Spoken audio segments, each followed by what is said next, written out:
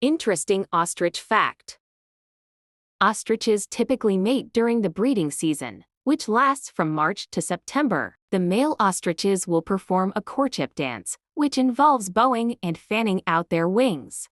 The female will then lay up to 11 eggs in a communal nest, which is usually a shallow hole in the ground. Both the male and female will take turns incubating the eggs for around 42 days until they hatch.